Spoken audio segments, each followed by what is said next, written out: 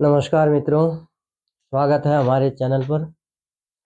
आज हम ज्योतिषीय चर्चा के अंतर्गत सूर्य के चतुर्थ भाव में होने से किसी भी जातक जातिकाओं को क्या फल प्राप्त होता है, इसके बारे में जानकारी दे रहे हैं। चतुर्थ भाव होता है माता का भाव, सुख का भाव। अब सुख, भौतिक सुख, जैसे कि चतुर्थ भाव होता है भूमि का, वाहन का,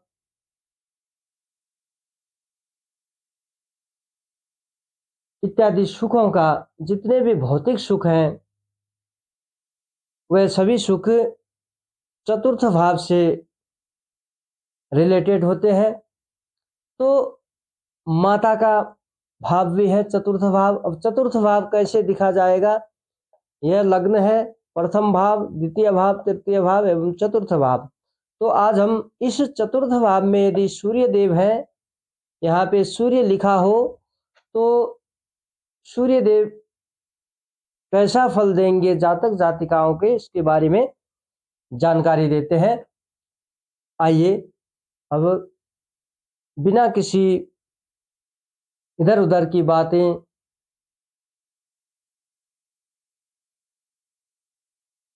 ना करके सीधे मुद्दे पे आते हैं।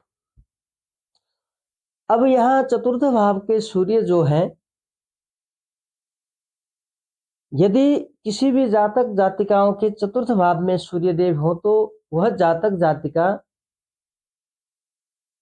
सुंदर होते हैं, शारीरिक सौंदर्य अच्छा होता है उनका, और गुप्त विद्या के प्रिय होते हैं। अर्थात गुप्त विद्या जो होती है, गुप्त विद्या के प्रति उनकी रुचि ज्यादा होती है, रुचि बढ़ती है, जिसके भी चतुर्थ भाव में सूर्य देव हो। साथ में भाइयों के बीच में मनमुटाव होता है, बनती नहीं है एक आपस में। संतान कम होते हैं, जिनके भी चतुर्थ भाव में सूर्य देव हों, संतान कम होंगे। साथ साथ में संतान कम होंगे परंतु संतान सुख मिलेगा, अपने लाइफ पार्टनर का सुख मिलेगा, जिद्दी स्वभाव के होंगे चतुर्थ भाव में सूर्य देव होने से। यदि सूर्य देव की स्थिति अच्छी हो, जैसे कि उच्च के हों, अपने राशि में हों, मित्र के राशि में हों, तो सरकारी नौकरी के चांसेस बहुत ज़्यादा होते हैं। मोर देन 75% गवर्नमेंट जॉब मिल जाती है ऐसे जातक जातिकाओं को। यह जातक जातिका जिनके भी फोर्थ हाउस में सूर्य देव है, वह सेल्फ पर्सनालिटी, अपनी पर्सनालिटी खुद बना लेते हैं। और साथ में जिसके कारण, अब सेल्फ पर्सनालिटी कैसे बनेगी? तो earning by doing from early age, छोटे से ही क्या करेंगे, ये कुछ करके कमाने शुरू कर देंगे बचपन से ही। तो अगर जो व्यक्ति बचपन से ही कुछ कुछ करके कमाए, ऐसे ही नहीं कुछ, अब किसी से लूटपाट करके नहीं, किसी से चोरी करके नहीं, छीन के नहीं, खुद कुछ करके, काम करके जो कमाएंगे वो तो अपनी पर्सनालिटी खुद बनाएंगे बनाएंगे। तो कुछ करके ही कमाते हैं, ये बचपन से ही करने लगते हैं। तो जिज्ञासु भी होते हैं। अब जिज्ञासु कैसे? कुछ किया और कुछ बड़ा करें, उससे बड़ा करें, उससे बड़ा करें, उससे ज्यादा करें, थोड़ा और करें, तो ऐसे जिज्ञासु होते हैं। इससे पीछे क्या, जैसे कि 2 मंजिल वाला मकान बना लिया, तो उनके मन में क्या होगा, अगर मैं 3 मंजिल वाला बनाऊं तो क्या होगा? अब 3 वाला बना लिया तो अगर 4 मंजिल वाला बने तो क्या है? उसके आगे क्या, उससे आगे क्या, ऐसे जिज्ञासु होते रहते हैं हर किसी काम में। यह तो एक छोटा सा उदाहरण दिया मैंने। और पढ़ाई लिखाई इनकी अच्छी होती है, साथ में माता पिता का सुख थोड़ा सा कम प्राप्त होता है।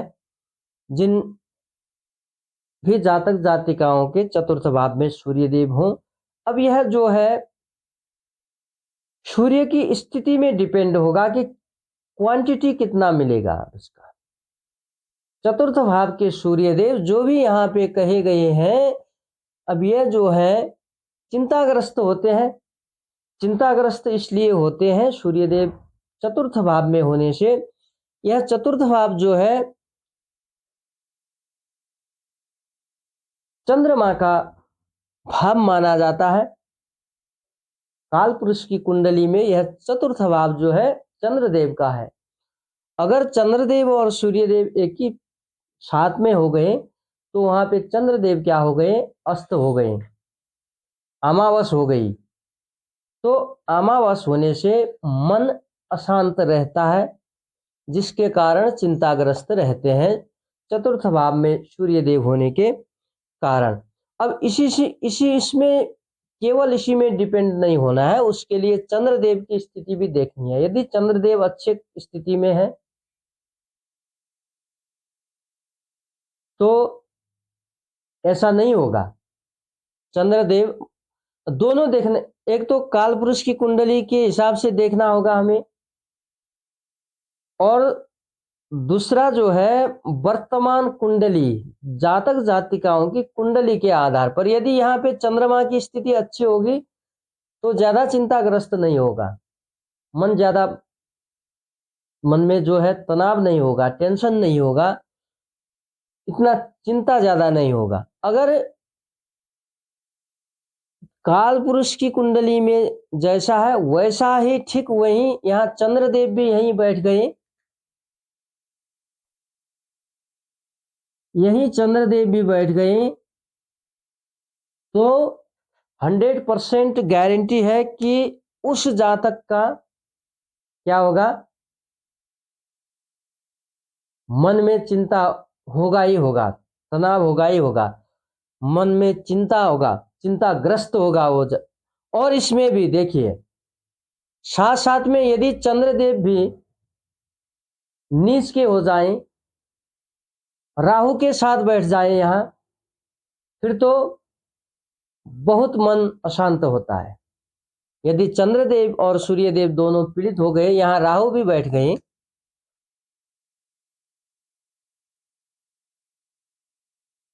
यहाँ राहु भी बैठ गए, अब तो क्या हो गया? सूर्य ग्रहण भी हो गया, चंद्र ग्रहण भी हो गया, सूर्य भी पीड़ित हो गए, चंद्रमा भी पीड़ित हो गए। तो इस जगह पर क्या होगा? ऐसी स्थिति पर जातक जातिकाओं के जीवन में इतना तनाव रहेगा, कभी भी उनके मन में शांति नहीं मिलेगी। तनाव में तनाव, तनाव में तनाव, तनाव में तनाव, इतना तनाव रहता ही रहता, छोटी सी बात में तनाव। तो अब यदि अब इनके बारे में जो है उपायों के बारे में, तो मैंने सारे 9 ग्रहों के उपाय, यदि सूर्य कमजोर हो क्या उपाय करें, चंद्रमा कमजोर हो क्या उपाय करें, सूर्य से लेकर केतु पर्यंत 9 ग्रहों के सभी के बारे में अलग अलग वीडियो बनाए हैं। कौन सा ग्रह कमजोर व पीड़ित होने से कैसी समस्याएं उत्पन्न होती है और उनका सरल उपाय क्या है, उसको देखिए। अब यह है कि किसी भी ग्रह का जो है इफेक्ट होता है जो जीवन में, उसको निर्मूल नहीं किया जा सकता, लेकिन उसको कम किया जाता है, कम किया जा सकता है। जैसे कि अब मानो सूर्यदेव यहाँ पे चतुर्थ भाव में है। अब पिता का माता का सुख कम है। अब यदि जातक जातिका अपने पिता के साथ हैं, अब जातिका जो है शादी करके अपने ससुराल में है, तो यदि जातक जो है अपनी पिता की सेवा करें, जातिका जो है अपने ससुर जी की सेवा करें, तो उससे भी सूर्यदेव ठीक हो जाते हैं। तो उसका असर जो है, नेगेटिव असर जो है, उसको डिक्रीज किया जाता है, रिमूव नहीं किया जा सकता, डिक्रीज किया जा सकता है, कम किया, उसका लेवल जो है कम किया जा सकता है। जैसे 100% है तो उसको 20% में, 10% में किया जा सकता है, लेकिन उसको ज़ेरो नहीं किया जा सकता। थोड़ा थोड़ा असर तो रहेगा ही, लेकिन अगर 100% में 90% अच्छा है, 10% 90% अच्छा बन गया, 10% जो है वो खराब भी हुआ, तो कोई बात नहीं हुई। क्यों? क्योंकि अगर किसी भी व्यक्ति को, किसी भी जातक जातिका को अगर उसको दुख का अनुभव नहीं है, तो उसको सुख का अनुभव भी प्राप्त नहीं होगा। क्योंकि अगर अंधेरा नहीं होगा तो उजाला भी नहीं, उसका उजाला का कोई वैल्यू नहीं रहेगा। क्योंकि जब रात ही नहीं होगी, तो अब 24 घंटे जो है सूरज ही दिखाई देगा, अंधेरा नहीं है, तो दिन का वैल्यू तो होगा ही नहीं फिर। क्योंकि हमेशा दिन है, उसमें कोई अंतर नहीं आएगा। तब क्या होगा, अगर जब अंधेरा हो गया, रात हो गई, तब क्या होगा, दिन का वैल्यू बढ़ेगा। दिन का वैल्यू कौन बढ़ाता है? रात बढ़ाती है। अगर रात नहीं होगी, हमेशा दिन रहेगा, तो दिन का वैल्यू इतना नहीं रहेगा जितना रात के बाद, अंधेरे के बाद उजाला आता है। इसी ठीक वैसी तरह अगर दुख नहीं आया जीवन में, तो सुख का वैल्यू भी ना के बराबर होता है, उसको कुछ पता ही नहीं होता है सुख क्या है। सुख का मतलब तब पता होगा जब व्यक्ति को दुख, थोड़ा सा भी दुख जीवन में आएगा, तभी सुख का वैल्यू पता चलेगा। जैसे कि दिन का वैल्यू, रात के कारण दिन का वैल्यू है, तो जीवन में थोड़ा सा दुख तो आना ही चाहिए, कुछ करने के लिए, कुछ सीखने के लिए, कुछ जानने के लिए, कुछ समझने के लिए, उसका वैल्यू जो है बढ़ाने के लिए दुख आवश्यक होता है।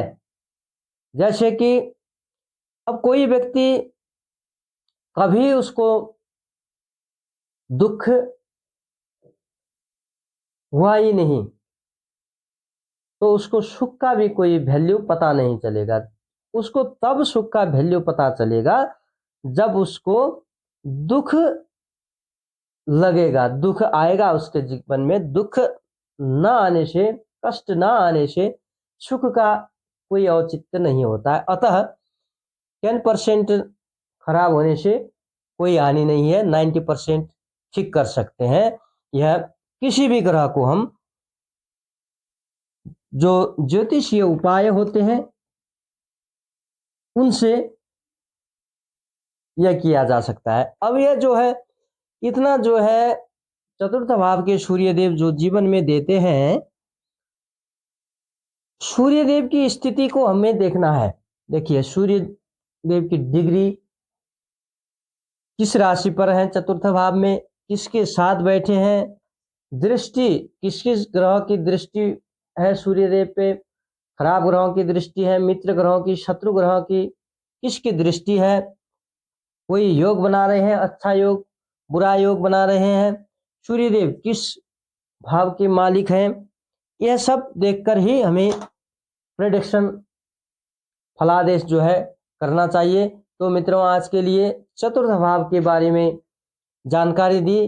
अब हम कल बात करेंगे पंचम भाव की। आज के लिए इतना ही। जय जय श्री राधे श्याम, हर हर महादेव, ओम नमः शिवाय। साथ साथ ही सभी दर्शकों को निवेदन है कि यदि हमारे वीडियोज आपको पसंद आ रहे हैं तो हमें हौसला देने के लिए कृपया हमारे चैनल को सब्सक्राइब कर दीजिए, वीडियो को लाइक कर दीजिए, हो सके तो शेयर कर दीजिए। और साथ साथ में यदि आप कोई भी थप जिज्ञासा आपको हो, जानना चाहते हैं हमसे, तो कमेंट कर दीजिए। उसके बारे में भी हम प्रयत्न करेंगे कि आपके जो भी प्रश्न है उसका ज्योतिषीय माध्यम से उत्तर दें। यह हमेशा हमारी प्रयत्न रहेगी। अभी के लिए इतना ही। नमस्कार।